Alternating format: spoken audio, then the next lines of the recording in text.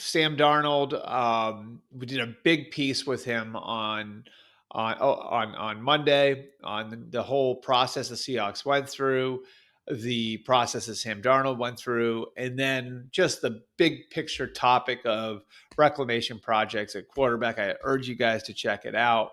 I do want to go back on what we talked about in our Vikings item on Darnold's mindset here. And yes, the deal sets up where the Seahawks can escape it after a year. It's similar to the structure of the Geno Smith deal 2 years ago in Seattle, and not that dissimilar from the structure of the Baker Mayfield deal done last year in Tampa.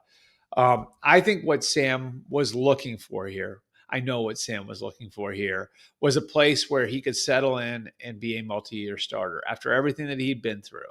And if you want to take it back to where the Jets were coming out of the 2020 season, new coach, new GM, that didn't have a hand in drafting him, wind up trading him to the Carolina Panthers. He spends a year as the Panthers starting quarterback. The next year, Baker Mayfield is brought in to be the starter. Sam is the backup for the most of the year. He starts at the end of the year. Then he spends a year in San Francisco as the backup, then a year in Minnesota. We know how that went last year under Kevin O'Connell. He wanted to go to a place where he'd be able to settle in and grow with a team and have a chance to make a team his own.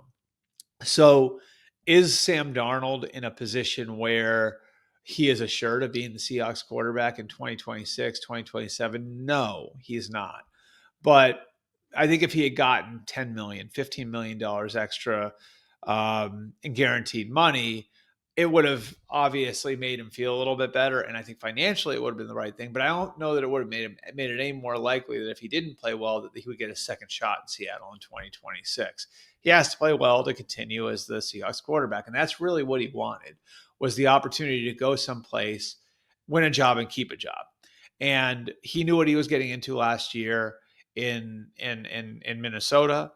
When he signed, he knew it was a possibility. The Vikings were going to take a quarterback in the first round. They tried to trade up to get Drake May. They wind up with J.J. McCarthy.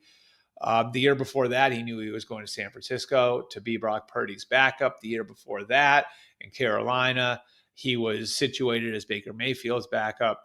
So it's been a while since Sam Darnold's been in a position where a team has said to him, yes, come in, be our starting quarterback. And if this works out, this could wind up being a 5-year thing, a 10-year thing. Like, let's see how it goes. That's what he has in Seattle. It's all he was really looking for, I think, in finding a new home. It was going to be tough for Minnesota ever to afford that to him. Pittsburgh didn't quite get there where they were willing to say, okay, we'll do multi-years with you. They were very interested in him. And so I think Seattle's a perfect spot for him. It's back in the West Coast. And I really like what the Seahawks have done this offseason. When things went the wrong way, and I love Geno as a player, when things went the wrong way in the Geno contract negotiation, they were able to pivot, get a third-round pick for him, get a 2 for DK Metcalf.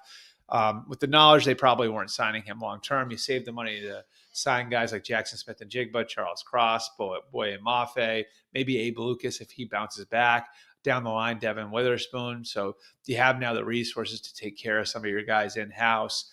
And you have your new quarterback. You have 5 picks in the top 100. And again, I like the idea of Sam Darnold going forward in a system he's familiar with. Remember, he was with Clint Kubiak in San Francisco, and Kubiak's system isn't that different from Kevin O'Connell's, to really put some roots down and become a team starting quarterback. So again, this is one, look at the money 100%. It does tell you some things, but also look at the intention of both sides. The intention of both sides here is to try to create a relationship that'll last well beyond the 2025 season.